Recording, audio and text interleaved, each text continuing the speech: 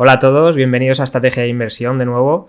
He estado un par de semanas sin hacer vídeos, pero bueno, volvemos con un vídeo sobre cómo han ido los resultados de cuarto trimestre de muchas de las acciones chinas de las que suelo hablar en el canal, como Xiaomi, Yihan, Alibaba, Xpeng y alguna que otra más. Y nada, empezamos con una pequeña introducción de cómo va la economía china, ¿no? Ahora que hay bastantes noticias, aunque yo esté haciendo menos vídeos, a ver si puedo condensarlo todo. Y nada, cosas importantes, la guerra en Ucrania, la guerra entre Ucrania y Rusia, en territorio ucraniano. Y bueno, la noticia, digamos, para lo que tiene impacto para la economía china es que parece que de momento China nos está involucrando. Y para los que estamos invertidos en acciones chinas es una gran noticia.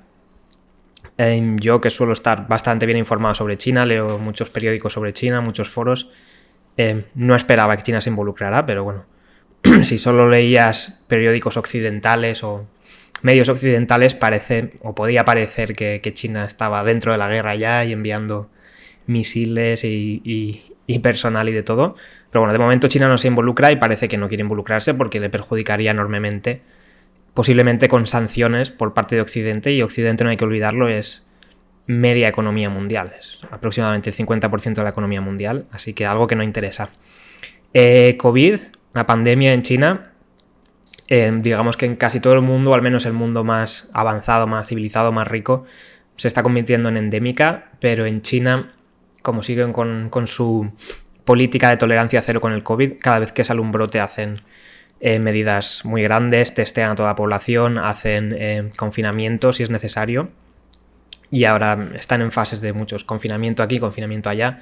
Confinaron Shenzhen y ahora han confinado Shanghái, dos de las ciudades más grandes y más importantes a nivel industria y economía de China. Pero bueno, no parece que esté afectando mucho a la economía o parones en la producción. Ya sabemos que China es la gran fábrica del mundo, pero no parece que esté afectando tanto. Y el gobierno chino está intentando llevar cuidado para que no afecte a la economía. Un gobierno chino que este año está muy preocupado por la economía, ¿no?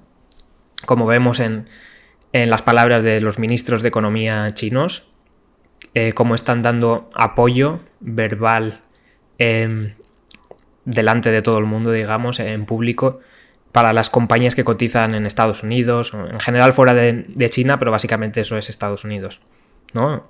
En Estados Unidos tienen las mejores bolsas, las bolsas con más liquidez, con más capital, con más dinero, y a China le interesa que sus compañías que están allí sigan allí, y no las echen, digamos, porque quedaría mal públicamente China.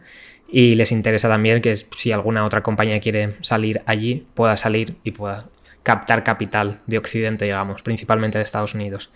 Y está habiendo un apoyo público por parte de los altos cargos en economía en el gobierno chino. Y esta noticia es bastante reciente, de ayer o antes de ayer. Hay rumores de que China va a permitir al gobierno estadounidense o a las entidades estadounidenses que controlan las acciones y la bolsa, que permitan hacer auditorías totales de las compañías chinas por parte de auditores estadounidenses. Es una cosa que van pidiendo en el Congreso estadounidense desde hace 2 años, principalmente desde la pandemia, incluso un poco antes, y parece que China está dando su brazo a torcer, podríamos decir, y va a permitir full disclosure, como se dice, va a permitir auditorías totales.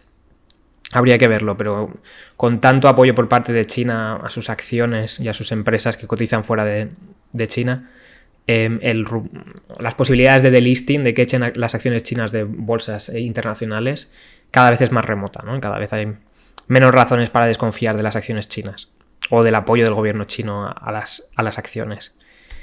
Y nada, empezamos con los resultados de empresas.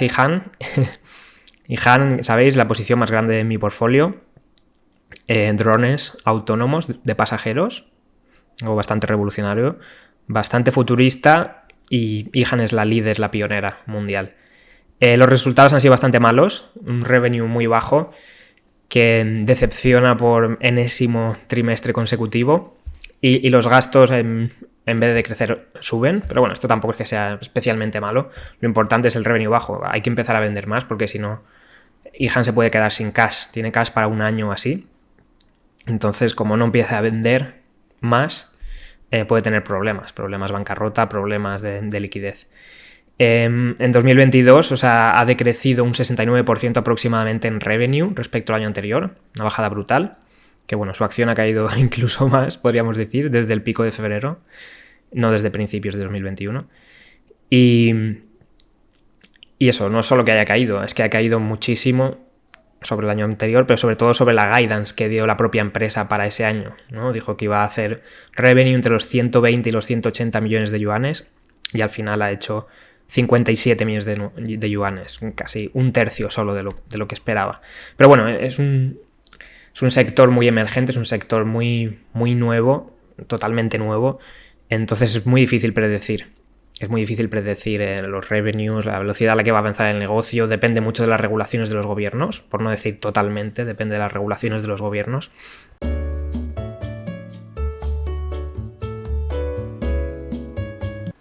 Entonces es difícil saber. Podríamos decir que es especulativo, es una acción especulativa, es un sector especulativo porque aún no está consolidado, no está establecido, incluso aún no es legal en la mayoría de países o en todos los países, solo en ciertas circunstancias especiales. El CEO de Yihan comentó en la llamada de resultados trimestral que esperan la certificación a mitad de año. O sea que esa noticia que tuvimos en febrero, que yo dije que era la certificación, y parecía que había consenso al principio con que era la certificación, no era la certificación, sino que eran las condiciones que tiene que cumplir el dron de Yihan para que le den la certificación. Pero aún no se la han dado. Digamos que tiene que cumplir, tendrá que hacer unos test demostrando que cumple esos requisitos que se hicieron públicos en febrero de este año. Y nada, los requisitos yo los he leído, los comenté en el vídeo que hice en su día, y son requisitos que digamos que los drones de Yihan ya cumplen, o sea, pueden cumplir con facilidad, simplemente tienen que hacerlo, simplemente tienen que cumplir esas cosas, esos requisitos. No son requisitos especialmente difíciles ni nada. La guidance para 2022 es lo más bueno de los resultados de Yihan y es por lo que la acción no bajó ese día, de hecho subió. Aunque bueno, las acciones llevan, desde que empezó la guerra, incluso un poquito antes, son muy volátiles las acciones chinas, y Yihan, al ser una de las más especulativas, es tremendamente volátil en el corto plazo. Pero bueno, la guidance es muy positiva. O sea, la guidance que dijeron el año pasado era de bajar, de que iban a bajar en 2021 respecto a 2020 un poco el revenue, y al final bajaron mucho más, pero la guidance que dan ahora es de que van a crecer más 250% en revenue respecto al año 2021, así que es bastante positivo. Pero bueno, incluso aún más positivo que eso, dentro de la llamada de resultados de cuarto trimestre, fueron las palabras también del CEO, que dijo que tienen más de 1000 unidades en pre-orders. Tienen más de 1000 pre-orders que aún no han empezado a vender, a entregar. Más que nada por eso, porque están esperando a las certificaciones por parte de los gobiernos para que les permitan operar de forma legal, digamos, de forma normal y comercial. Entonces tienen un montón de pre-orders. Públicas habían hecho por valor por número de unas 160 unidades, creo. Y el CEO ha dicho que tienen 1000 unidades en pre-orders. O sea, que tienen pre-orders de un montón de compañías. Nos dijeron las más grandes, posiblemente las compañías que compraron 50, 60 en pre-orders, pero habrá un montón de compañías que compran 1, 2, 3, 5, 10 que no nos han comunicado.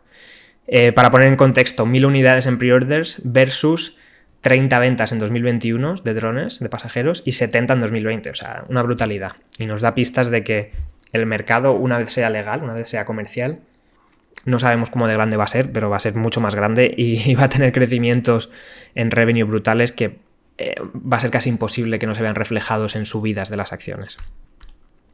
Vamos con Xpeng, compañía de coches eléctricas chino, una de las líderes, una de las que mejor va. Y nada, los resultados han sido muy buenos. Ya se sabía porque Xpeng, NIO, todas las compañías chinas reportan su número de ventas de coches mensual, entonces ya sabemos cuántos coches han vendido, incluso de cuántos de cada modelo, por lo tanto es muy fácil predecir el revenue. Lo que no podemos predecir tan fácilmente es el margen. El margen bruto, que comento ahí, que el margen bruto ha bajado en todas las compañías, ha bajado en NIO, ha bajado en Li Auto,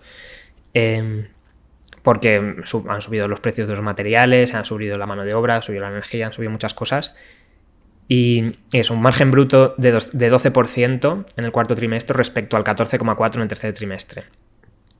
Un margen de 12% versus un 17,2% de NIO. NIO, que en teoría es una marca de lujo, pero nos asombra o es positivo para los que estamos invertidos en Xpeng, que la diferencia del margen bruto no es tan grande. Un 12% a un 17% no es muy grande. Y bueno, este 12% de Xpeng en el cuarto trimestre de margen bruto versus un 7% aproximadamente el año pasado, el cuarto trimestre. O sea que están subiendo en margen bruto.